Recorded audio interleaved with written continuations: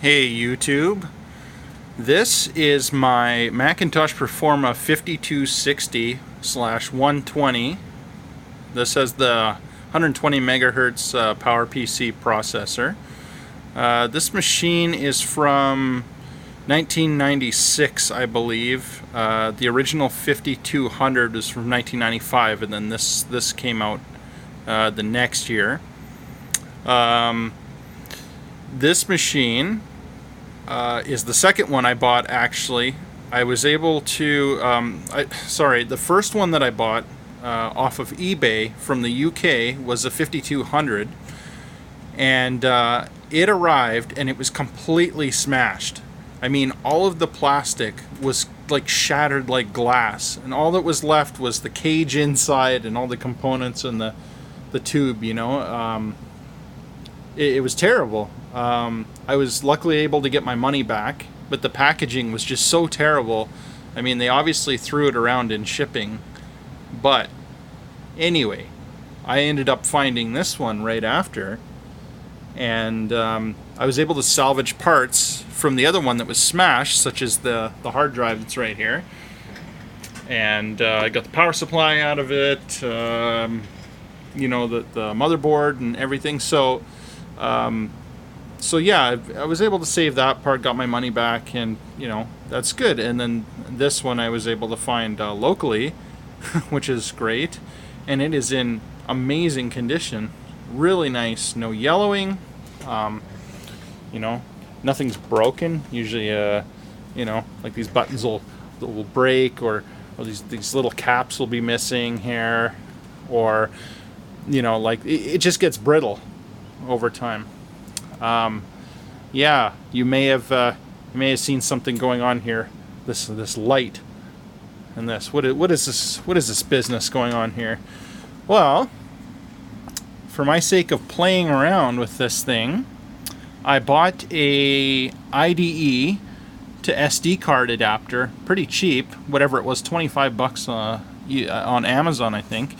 And then this is an adapter to bring it from the laptop size 2.5 up to the 3.5 that I could plug into the ribbon cable here, where the hard drive actually would go.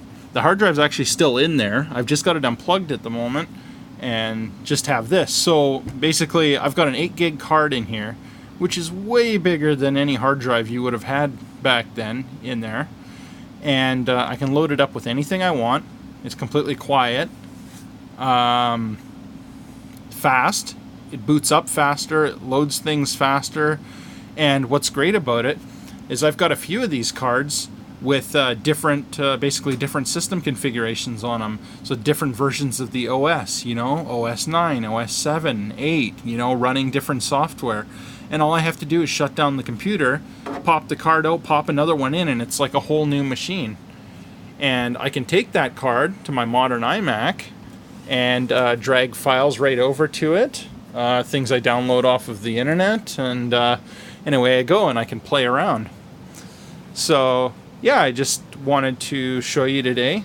This isn't actually the keyboard that came with it. This came with my Macintosh 2 SI, this guy here. So it would have been this keyboard here, the one that came with it, as well as manuals, some software, just different documentation. I got a VHS tape with instruction on how to use a music making software called Logic, which I haven't had the opportunity to check out yet, but I will. It came with the printer, and the mouse. And so initially when I got this one, it wasn't reading anything in the CD-ROM drive. Now the drive would open, but nothing would ever mount on the desktop. And as it turned out, that was just needing to have an extension enabled called Foreign File Manager. I think it was Foreign File Manager. It's something to do with foreign file anyway. So if you have one of these classic Macs, running the classic OS, and it's not reading a CD-ROM drive, I beat myself up for a long time before I finally figured that one out, because there just wasn't a lot of help like that I could find online. But yeah, now I can, put whatever audio CDs in there and software discs and stuff, and that all seems to work. But what's a good example of? I don't know. How easy it'll be to see how fast it is, but you can hear it's very quiet. You don't hear the hard drive working. SD card.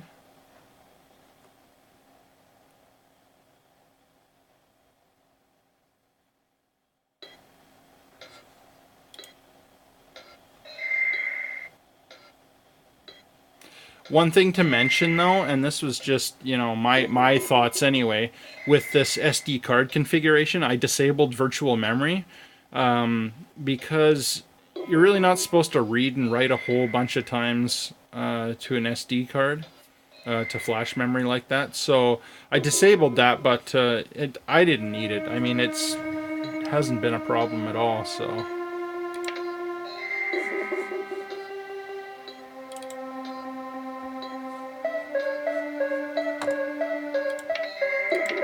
Oh yes, and these speakers pound. You can hear that. They do all right. It gets pretty loud. I put a couple CDs in here, but yeah, just the reason I really wanted this one, like this machine in particular, is we had these in our computer lab when I was in elementary, before they were replaced by the G3 iMacs, the nice green and white ones, the translucent ones. Yeah, we had these, and then we had the four. What were those? The LC520s, the ones that kind of came before this, the all-in-ones. That and I would always jump to one of these ones. This is one of the newer ones, and I always thought it was so cool. It was like this all-in-one design and everything, and where we had, an AST desktop computer at home with a separate monitor and stuff. So yeah, so that's pretty much it. That's just kind of what I wanted to show you today. Nothing too in depth, but definitely if you got one of these old Macs and it's running the IDE hard drive, I recommend getting the SD card adapter. You can do all kinds of playing around, and you know what? You screw it up, or an OS install doesn't go properly, then whatever, wipe it out, do it again. And but there's even things to try, like running Linux on here, and yeah, so it's been fun. I really enjoy this one, and I do enjoy this keyboard. It's so big and squared off and heavy. It's kind of reminds me of the IBM 5150, but without the mechanical clicky feel, which is kind of important. But yeah, thanks for watching, and subscribe if you like my videos. I'm gonna be going through my computer collection. You kind of got a hint of all of my stuff here. I've got a bunch of Compaq, IBM, yeah, IBM computers, all Apple stuff here, and I will be doing a video about this, and that is my all in the boxes complete system of an Apple IIc.